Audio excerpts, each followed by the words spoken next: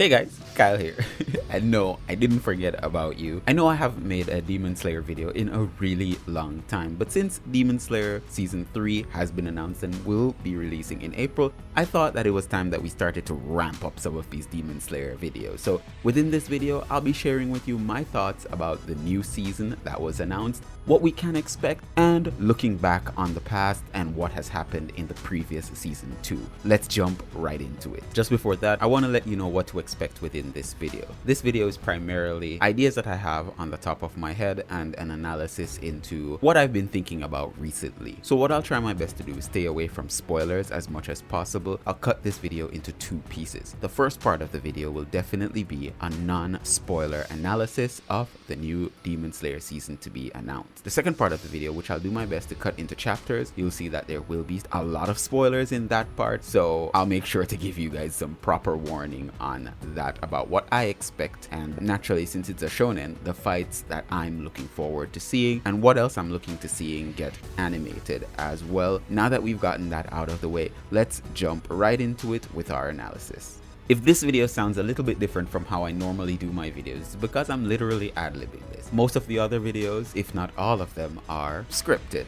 Let's look at the previous seasons and see what's been happening. After Demon Slayer Season 1 was released, we know we got a Demon Slayer movie, The Mugen Train, which was a beautiful adaptation. A decision taken by the producers and the studio were to make the Mugen Train movie into a 7-episode first part of Season 2, which nobody really wanted. Most, if not everyone, simply just watched the first episode and then moved on with their lives. But for people like me, us YouTubers, we definitely watched as well to see what were the changes implemented here, what were the new scenes given, if they really cut out some of what was in the manga or they expanded on some of it. And it seems like we could see it was pretty much the same as the movie. You could call it an extended run of the Mugen Train in 7 episodes. Well, 6 if you don't count episode 1, which showed us anime original scenes, which we totally love. Now, the Mugen Train adapted manga chapter 54 to manga chapter 66. Within 7 episodes, that's 12 chapters of content, which, as I said, they did marvelously in covering most of what was there. Some of the fluff, like Enmu's dialogue, were definitely removed, and it was not missed at all. Now, the second part of Season 2 was the Entertainment District, what we were waiting on for so long. The Entertainment District was 11 episodes. If you look at the episode's runtime, it could fit within 12 episodes, because I believe that the first episode was an hour long. We also got some really cool anime exclusive scenes as well, with Tanjiro on his mission to kill a spider demon, with Nezuko, and then heading back to the Butterfly Mansion to meet up with the boys and the Sound Hashira. Now, these 11 episodes covered manga chapter 67 to 97. That's literally 30 chapters. And with an average of about 17 pages per chapter, that gave us 510 pages of non-stop content from the manga adapted to the anime. Of course, when I was doing my coverage on Demon Slayer, I didn't focus on what was adapted from the manga. Instead, I focused on the facts and details that most of us would miss when watching the episode, and really some details that were removed from the episode based off the manga adaptation and such. Now, within this next coming season, it is confirmed to be the Swordsmith village. If you haven't realized, within the Entertainment District, Tanjiro chipped his blade really badly. As such, he would need to replace that blade, and the only way to do so is if he traveled to the Swordsmith village, as his swordsmith kind of rejected him. Not gonna make another blade for him because, hey, he broke his original blade. The Swordsmith village would cover chapters 98 to 127. That's 29 chapters. Don't quote me on that. I didn't check exactly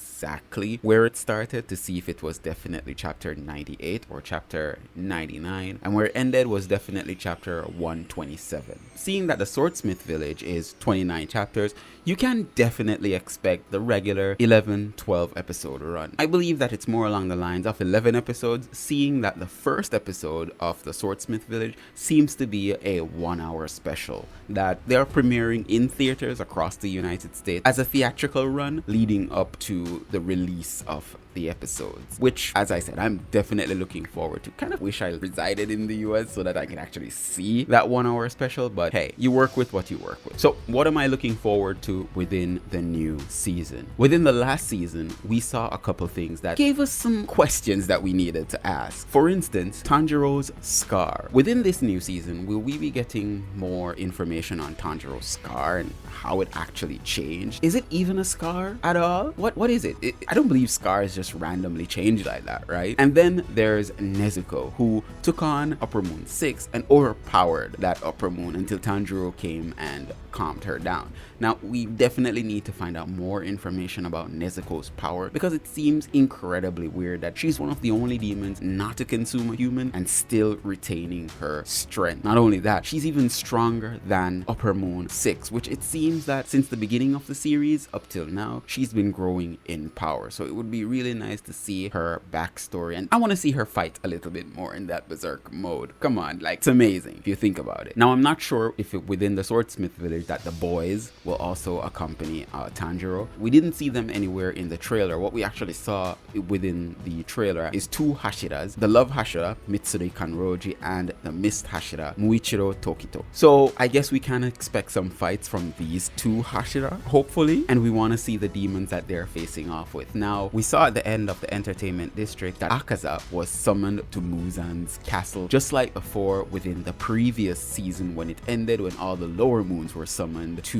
Muzan and he murdered them. So I'm wondering if it's something like that that's going to happen right now within the next few episodes. So I'm really intrigued at that. And we also saw silhouettes of other upper moons as well. We haven't seen any upper moon other than Akaza and the Upper Moon 6, Gyutaro and Daki, but they were killed off. Now, if it is a meeting between all the upper moons, it would be really interesting. Now, as I said, I'm speaking from a anime only perspective and not diving into the manga. Of course, I've definitely read the manga, but these are some questions me as an anime only fan would definitely ask moving forward into the new season, and wondering, of course, will they cover most of this content? I think just like before, just like the previous seasons, season 1 and 2, they only gave us snippets of the information. They didn't give us everything that we wanted to know, which isn't so bad. Now, something else to note, the manga goes up to chapter 205 as according to what I'm seeing here, which means that once the swordsmith village arc is complete, it would mean they would have roughly 79 or 80 chapters left to adapt.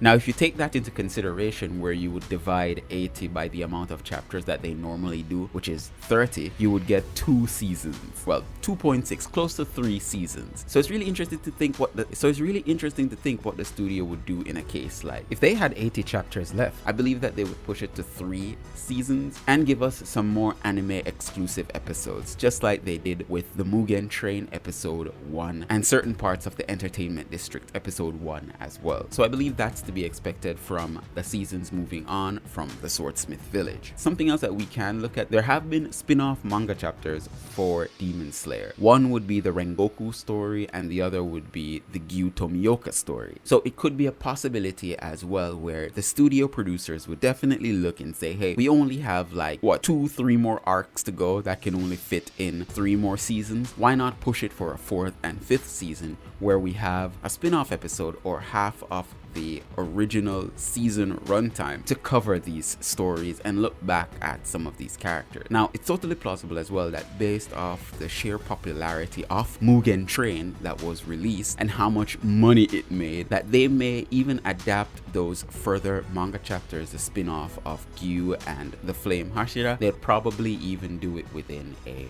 movie. Not both in a singular movie, probably do it individually, but that's just speculation on my side. Either way, they have a lot of content that they could work within this new season and the following seasons after that, if even a movie would come out.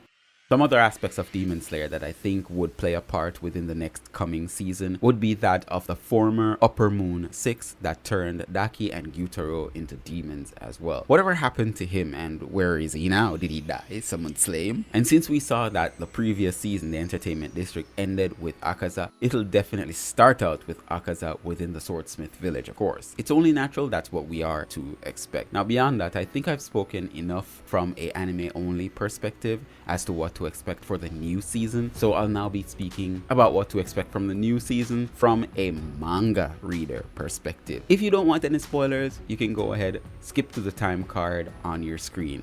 Now skip to the next chapter and I'll just be wrapping up the video after that. But if you don't mind spoilers and if you've already read the manga, then you could definitely stick around for my rambling thoughts. So with the end of the entertainment district, we saw where Akaza was summoned by Muzan, and based off the manga we know that this is an upper moon meeting that hasn't happened in hundreds of years, or should I say 100 years. Well, let's just say it's been a while since they've met, and we know that within this next episode we'll get introduced to the other demons like Upper Moon 1, Kokushibo, Upper Moon 2, Doma, we already know Akaza, and then we'll get Upper Moon 4, Hantengu, and 5, Yoko as well. And I really can't wait until all of them are animated to see just how much more love the studio has put into their character designs as well, because they were cool as all heck within the manga. So what to expect within the swordsmith village? There are definitely a few things to look forward to. I want to definitely see Nezuko within her berserk state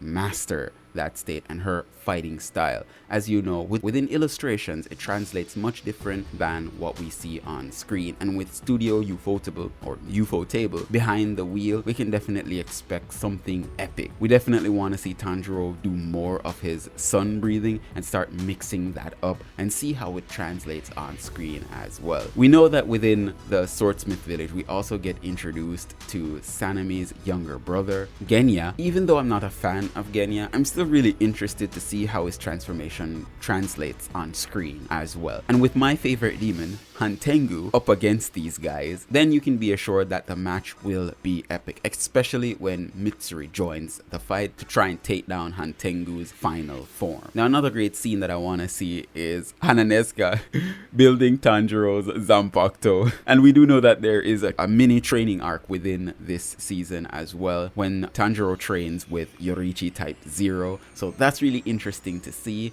and how the sword looks when he discovers it. When Hananeska is working on the sword, that's where I want to see the dedication in his eyes and his huge pectoral muscles and stuff.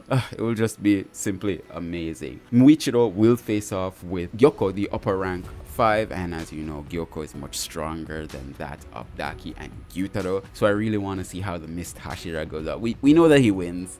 There's so much that I want to talk about. I definitely want to see what the one-to-one comparison is with each episode as per the manga chapters, so what I'll do is I'll definitely start covering it like that. More on that at the end of the video, but I definitely want to see the improvements in our characters today, and it's a little bit better to see a different dynamic between Tanjiro and others as well. As we know before, we've seen Tanjiro by himself, we've seen Tanjiro with Nezuko, we've seen Tanjiro with Zenitsu, we've seen Tanjiro with Nezuko, Zenitsu, and Inosuke and Hashira, and we saw that within the entertainment district as well. So now we get to see Tanjiro and his sister without the help of Inosuke and Zenitsu. Instead, they're accompanied by the non-Hashira Genya and the two Hashiras, Mitsuri and the Mist Hashira. So really looking forward to all of that. So yeah, that's pretty much it. So now that I've completed my ranting on everything, I just wanted to give you guys a quick update on my thoughts. As we move forward with the channel, we've gotten to 2,000 subscribers, which is phenomenal. So for this year, I hope to grow our community even more and make bigger, better videos. The reception that I got for my Bleach videos was simply amazing, and I want to continue on that trajectory going into the new Bleach season to be released in July. But as you know, those videos will slow down once Demon Slayer starts. I'll be pushing all my effort onto Demon Slayer mostly, so look out for that. As it relates to Demon Slayer, we'll be doing something much different than what we did in the entertainment district. In the entertainment district, we broke down facts and details that you would have missed. For the swordsmith village, I'm going to take on a format much like we did for our Bleach reviews, where I do a one-to-one comparison of the manga versus the anime episode. On top of that, I'll be combining the review video with the manga comparison video just to make it a little easier for myself. Instead of making multiple videos on one episode, I make one really good video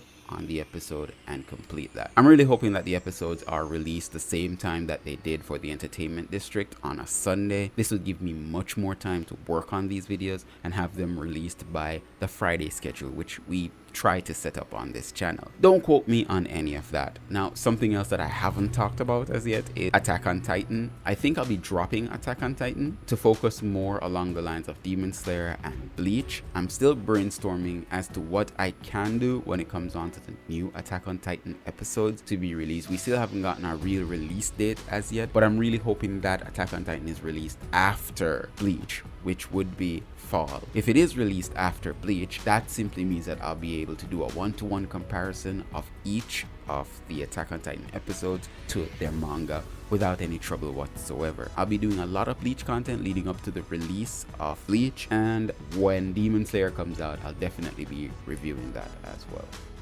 So this was a type of video that I don't normally do. I'm running a little behind on the video that I promised for this week. I know I haven't posted much since the end of Bleach, and it's because 1, I've been resting, and 2, I've been coming up with some new video ideas for Bleach and how I can break down the entire world of Bleach in a easy to digest manner. I still haven't completed everything I need for Demon Slayer as yet. There's so much content that I wanted to post, and it's only me. It's just me. I don't have a video editor. I don't have anything like that. I have to come up with the ideas, write the scripts because I do everything scripted, record, edit, then upload and schedule. That alone takes so much time out of the day, especially when working a day job. But recently with the job, I've gotten a little more time to work on videos on the side, so I'll use the time I have now to work on as much videos as possible and then to start releasing them one by one over the next coming year. I'm so glad for everyone who stuck with the channel and who joined last year. I hope that this year will be even bigger for us. If you want to watch our entire breakdown for the Entertainment District, which we did when it was airing, you can check out the playlist on your left. If you want to check out my last videos on Bleach, you can see the playlist there as well. Please do check that out. I've been your host, Kyle. Thank you again for joining V Nation. Peace out and stay safe out there. Bye.